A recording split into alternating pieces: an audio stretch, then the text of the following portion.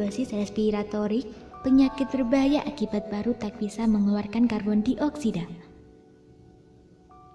Saat pH tubuh asam, tubuh akan menunjukkan gejala tertentu yang biasanya tidak membuat nyaman.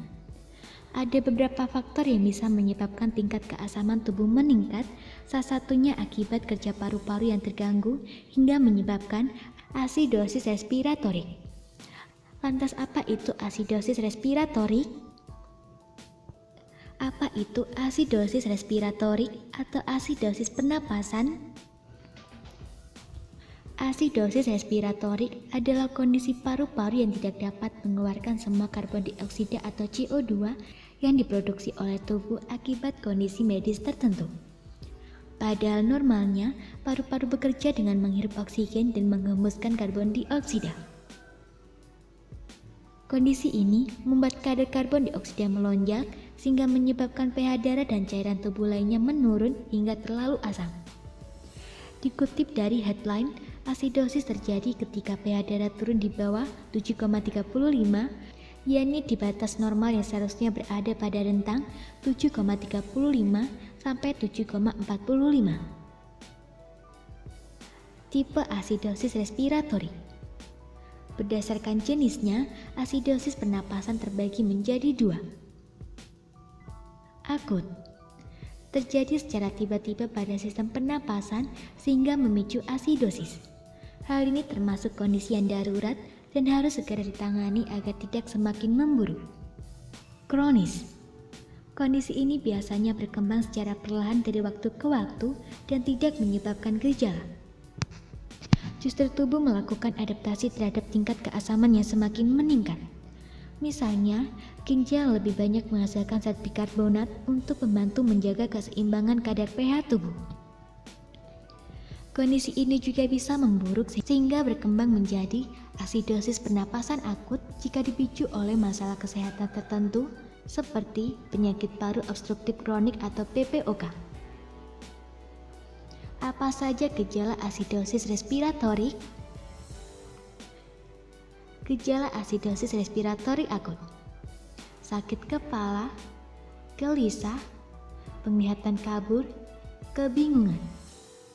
Jika didiamkan tanpa perawatan apapun, biasanya gejala akan berkembang menjadi rasa kantuk dan lelah yang berlebihan, lesu, kebingungan atau linglung, sesak napas, koma. Adapun gejala asidosis respiratori kronis biasanya tidak begitu terlihat jika dibandingkan dengan kondisi akut. Beberapa gejala yang mungkin dirasakan seperti sakit kepala, mengalami gangguan tidur, mengalami gangguan kecemasan dan perubahan kepribadian. Berbagai penyebab asidosis respiratorik yang membuat pH tubuh asam. Beberapa penyebab umum asidosis respiratorik akut yaitu gangguan paru-paru seperti PPOK, emfisema, asma, pneumonia. Kondisi yang mempengaruhi laju pernapasan, kelemahan otot yang memengaruhi pernapasan terutama saat mengambil napas dalam-dalam, saluran udara yang tersumbat atau tersedak, overdosis obat penenang, gagal jantung.